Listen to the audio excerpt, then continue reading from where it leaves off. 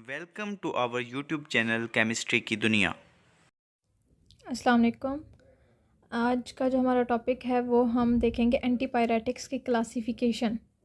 अब इसमें सबसे पहले जो हमारे पास ड्रग आ जाएगी वो है salicylic acid derivatives. Salicylic acid derivatives, अब सैलिसिलिक एसिड डेरिवेटिव्स को सैलिसाइलेट्स भी कहते हैं, सैलिसाइलेट्स।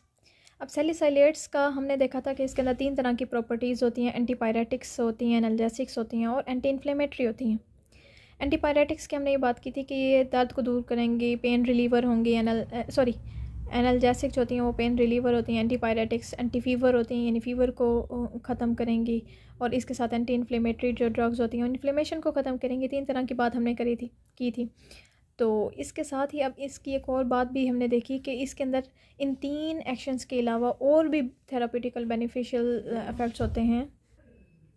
सैलिसिलिक एसिड और या सैलिसाइलेट्स जिन्हें हम कहते हैं, इसका एक और काम ये है कि ये जो यूरिक एसिड होता है ना बॉडी के अंदर, उसको भी एक्सक्रिएट कराती हैं। ज़्यादातर जो कॉम्प्लिकेशंस आती हैं बॉडी में यूरिक एसिड की एक्यूमुलेशन की वजह से होती हैं। तो इसका एक काम ये भी है कि यूरिक एसिड की एक्सक्रिएशन करवाएंगी।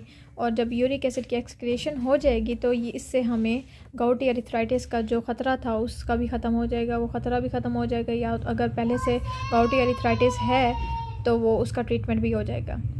मज़ीद इसका एक और बेनिफिट ये है कि ये जो है इसकी अंदर ये होता है कि ये प्लेटलेट्स एग्रीगेशन को ख़त्म करती है। प्लेटलेट्स एग्रीगेशन हो जाए तो हार्ट अटैक्स, स्ट्रोक्स वगैरह की कंडीशन हो जाती है। स्ट्रोक ऐसी कंडीशन को मतलब स्ट्रोक एक ऐसी कंडीशन होती है जिसमें जो पर्सन जिसको स्ट्रोक हो रहा होता है उसको सबसे पहले तो ये समझ नहीं आता कि वो बोल क्या रहा है, और ना ही फिर ये समझ आना ख़त्म हो जाता है कि अगला क्या बोल रहा है। यानी कि इस तरह से कन्फ्यूजन होने लग जाती है। इस तरह की कंडीशन को स्ट्रोक कहते हैं। स्ट्रोक स्ट्रोक का खदशा ख़त्म हो जाता है, यानी प्लेटलेट्स एग्रीगेशन अगर ख़त्म हो जाए तो स्ट्रोक का और हार्ट अटैक का खदशा ख़त्म हो जाता है। यानी कि हम यूँ कह सकते हैं कि जो एस्पिरिन जो है वो मायोकार्डियल इन्फाक्शन का ख़तरा भी ख़त्म करेगी। मज़ीद रीसेंट स्टडीज़ ये सजेस्ट कर रही हैं कि जो एस्पिरिन होती है या दूसरी नॉन एनसेड होती हैं, एनसेड मतलब non steroidal anti inflammatory drugs जो होती हैं, इनका एक और फंक्शन होता है कि कोलोन कैंसर से बचाती हैं।